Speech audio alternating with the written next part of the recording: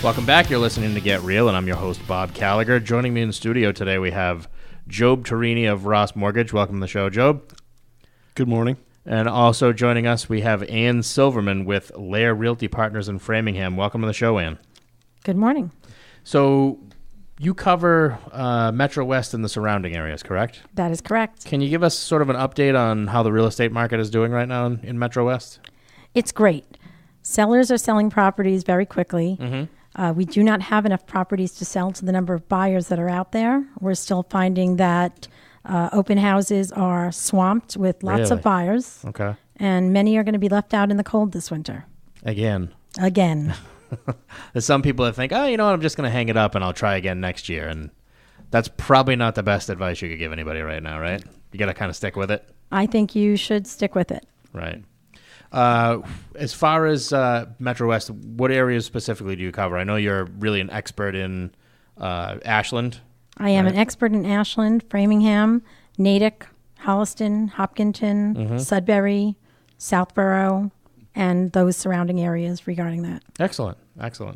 Why don't you tell us a little bit about, you said the inventory is still short. Are you still seeing a lot of multiple offer situations, or is that easing a little bit? Absolutely. Tons of multiple offer situations when priced properly to begin with. Right.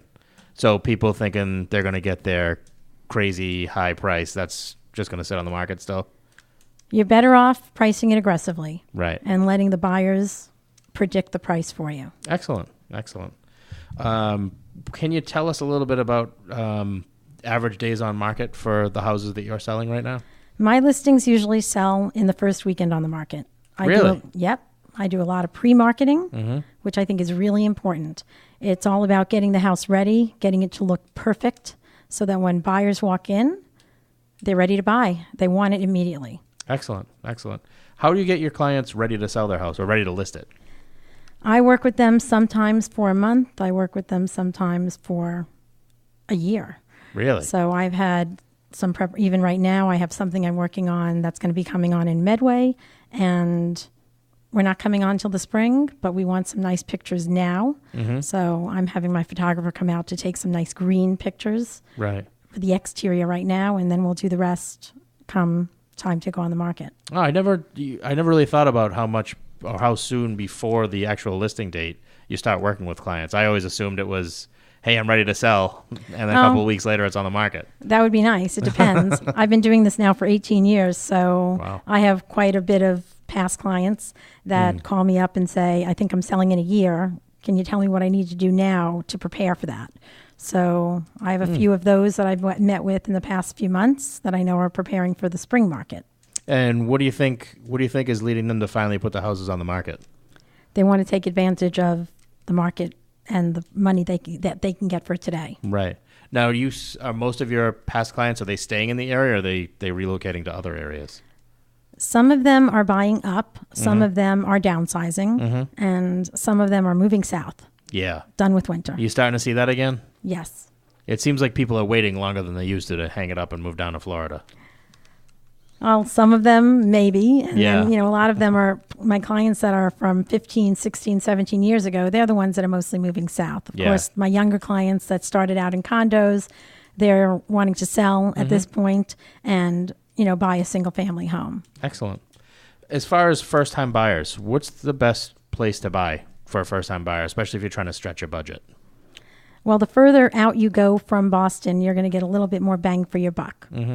But you have to take everything into consideration. You have to take in your lifestyle. I think the biggest guidance I give my first-time buyers is make sure that you're comfortable spending the amount you're going to spend monthly on the property you purchase. Right. Sometimes when I have time, I will guide them even 6 months to a year prior, and I'll have them open up a separate bank account saying, if you think you're going to be comfortable spending $2,000 a month on your mortgage, etc., then set up a bank account and start putting that money away. It's a forced savings towards your down payment. And then you really know if that's comfortable. And you still can go out to eat, because I'm not supplying peanut butter and ramen noodle for your first year of food, because that's all you could eat. Right. And that's an important thing, too. That's what we go over with our clients, too, when it comes time to pre-qualify them. Just because you qualify for it on paper doesn't mean it's a good idea, because a lot of people want to have a life outside of their house. Nobody wants to be house poor. That's right, because otherwise chances are I'm going to be selling that house and finding each of you separate homes. And I don't want to do that. No, that's no good. That's no good at all. Why don't we talk about some common mistakes to avoid for first-time buyers? Well, the biggest mistake is not using an agent that represents you. Mm-hmm. I really think you should be educated in the process of what it takes to buy a house here in Massachusetts. Mm-hmm. The time frame involved, and getting recommendations from an experienced agent on, of course, using a professional mortgage company like Ross Mortgage. Mm-hmm. Thank you. Also, I can, as a buyer's agent, I can help recommend attorneys, recommend contractors, you name it. I have a guy for that. Right. So you have a team of professionals that'll make sure it goes smoothly as opposed to crossing your fingers and hoping for the best. Absolutely. Usually my clears to close are in hand prior to the closing, and I never worry about getting to that table. Excellent. How about common mistakes for sellers? Again, not using a professional Same one. professional real estate agent. Yeah. A lot of things can come up, and it helps you to prepare the house. Using a professional agent is going to help guide you on the things that you could do to your home that are going to be most beneficial, that are going to give you the biggest bang for your buck in the end. Mm-hmm. Making sure that all the T's are crossed and I's are dotted. I mean, this is my professional business. I do this full time, all the time. Mm-hmm. And you're not a professional real estate agent, but many times a lot of my business comes Mm-hmm. from sellers that think they could wear the real estate hat until they realize it's not working. Yeah. The deal falls apart once, falls apart a second time. And I think there's a statistic that came out recently. I don't know if it was the National Association of Realtors or the Massachusetts Association, but I forget the percentage, but it was basically the big issue was people that sell on their own typically end up selling for less than they could have sold if they used a real estate agent. Yes, I've heard that statistic as well, and I believe it's absolutely true. Right. Joe, why don't we talk a little bit about, from the mortgage side of things, the importance of working with a full-time professional agent versus, I didn't want to interrupt any of the questions or answers, but from my standpoint, my position, I see all the pre-qualifications that we process per month, and it's generally around 200 and growing. Wow. But what we see all the time is that the offers in certain geographical areas that are represented by certain realtors are always accepted. So can you talk to me a little bit about what makes it different from the buy side in terms of your clients, what level of strength your offer has when you have a pre-approved client when they're getting in competitive situations, which we're going to be in for the next couple of years? Well, there's a few things. Your buyer's agent, first of all, should know the value of the property that you're buying and make sure that they're putting an offer in that's going to be competitive with the other offers out there in a multiple offer situation. There are ways to structure your offer to make sure that it will be accepted, which having a pre-approval is one, depending on your loan to value of that pre-approval. Sometimes, waiving an appraisal. Sometimes I've gone to appointments and I've brought inspectors with me. So that we can waive that inspection. There are just things that you can set up, but the pre-approval is key. It has to be a real pre-approval, not in words. Like I know Ross Mortgage, it's a real pre-approval. They've checked W-2s, they've checked finances. It's not just, oh yeah, I spoke to this guy and he told me he makes $200,000 a year and here you go, you can afford this. Right. It's interesting to me too that this is the biggest purchase most people make in their entire lives, and this is where we kind of want to take a flyer and do it ourselves. We're not going to do our kitchen ourselves. We're not going to do our bathroom over ourselves. We shouldn't be buying something in between $250,000 to $500,000 without representation. Right. Yeah, it's crazy. And I think the other common thing, and you can talk about this a little bit too, Ann, is people think when they get a lawyer, it's all set. Many lawyers don't leave their office. They're almost always dependent on real estate agents for the information. It's really a partnership. Absolutely it is. Yeah. Absolutely. So how about condition of houses on the market with, you see all these HGTV shows. It seems like there's a new one coming on every day, new channels dedicated to home improvement. Are you kind of seeing the younger crowd going after the fixer-uppers, thinking they're going to be the next Joanna Gaines, or does everybody want all the work done for them before they buy? I would say it's 50-50. There are quite a few young buyers that don't mind doing some of the cosmetics changes. They think they're those weekend warriors that they can do even some major changes. But generally speaking, I also think that it depends on the buyer and it depends on the house. I find that those that are about to have children really want more of a turnkey situation. Right. And those that maybe are not thinking of having children for a while, they're more apt to go for the fixer-upper. Right, because they have more time and disposable income to work on the house, Absolutely. In some semblance of a life. right? Yeah, and I can speak from experience. Trying to do anything around the house when you have a child is pretty much impossible. It is. No. Okay, going back to the importance of working with a real estate agent that's a full-time professional. Job, talk a little bit about traditional banks versus mortgage companies and what the differences are between the two. I think, where our market is more, we're completely focused on purchase. So we're a local bank is looking to do anything from a personal loan to a refinance. We're solely focused here in terms of marketing on purchase. So we are experts on a daily basis. We have daily updates from Fannie and Freddie. I've been doing this for 20 years. Bob's been doing this for 20 years. So from our standpoint, if you're looking to buy a home, we can show you every different way that you can do that, all in terms of responsible ways. And one of the things from the beginning of the segment that Anne mentioned is doing that exercise with putting that money in savings. What a different world it would be if everyone did that. Right. And it may seem hokey or not valuable. That's incredibly valuable. That's an incredibly valuable thing, because two people that aren't owning right now, that are buying, or one person that thinks they can buy, should be able to have that level of disposable income. And that's where our programs may be different a little bit. We don't look at, this level versus that level, more on we're geared towards a sustainable payment. Like, is the payment fixed, and can this person afford this and still afford to live their life? And that's where we're comfortable.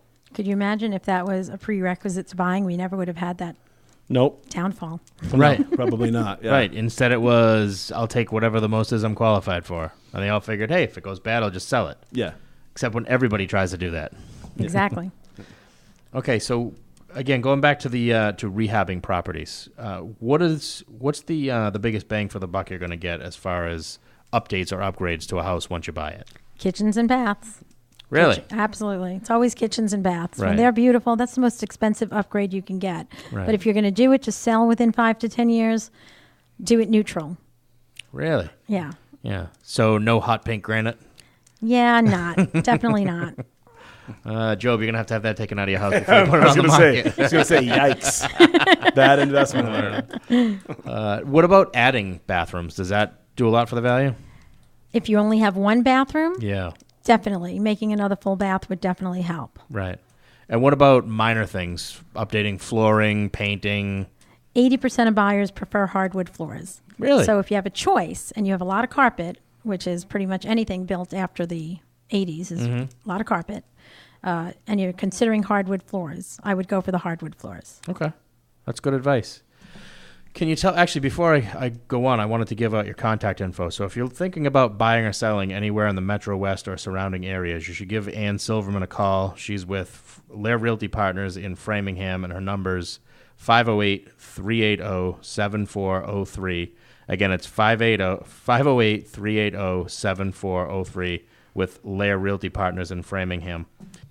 So believe it or not, we have different types of loans that you can use to actually do the work to the house, whether it's just cosmetic updates like we were just speaking about, or if you wanted to do a gut rehab to the kitchens and baths, or maybe rip the roof off and add a second floor.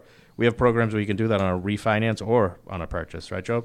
Yeah, I mean, I think in general, the refinance programs are better served when they can just do cash out and have their own kind of free will on what they want to do, so there's not a timeline. Right. But when they are purchasing, in addition to the 203K rehabilitation loan that the FHA has, and people are pretty aware of the challenges with that, here at Ross, we've gone out and sought some local bank partners, and we are offering the local bank rehab products that are using local inspectors, not national FHA inspectors. They understand the market. They're more real estate agent friendly, more customer friendly.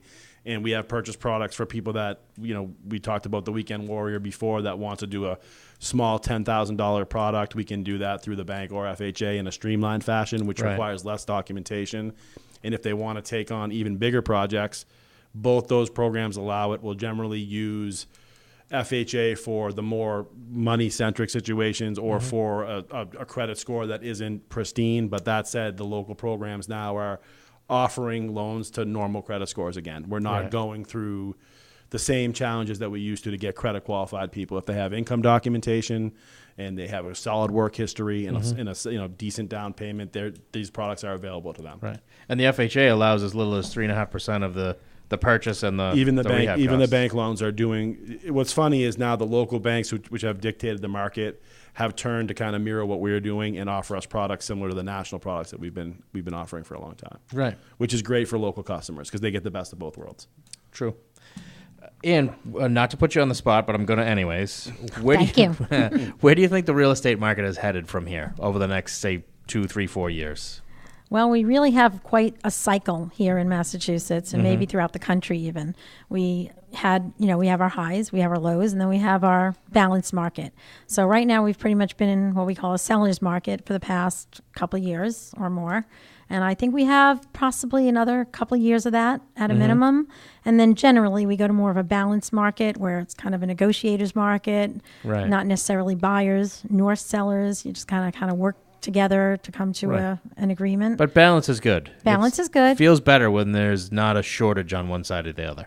Absolutely. And we lived through the shortage on the listings, and nobody realized how much worse it could get when it goes the other way. Right. And what happens, the balanced market usually starts to come in when people see that the market is starting to come down a little bit. Then all those sellers that didn't sell, they're like, oh boy, we better sell now before Right. it gets too bad.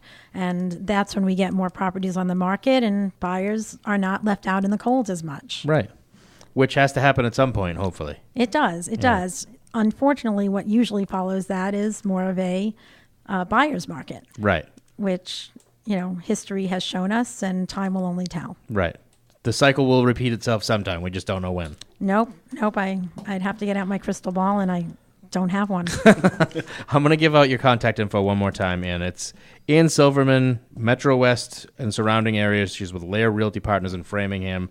You can reach her at 508-380-7403. Again, it's 508-380-7403. Ann, thanks for joining us on the show today. Thank you very much. We're going to take a short commercial break. We'll be back with more Get Real after this.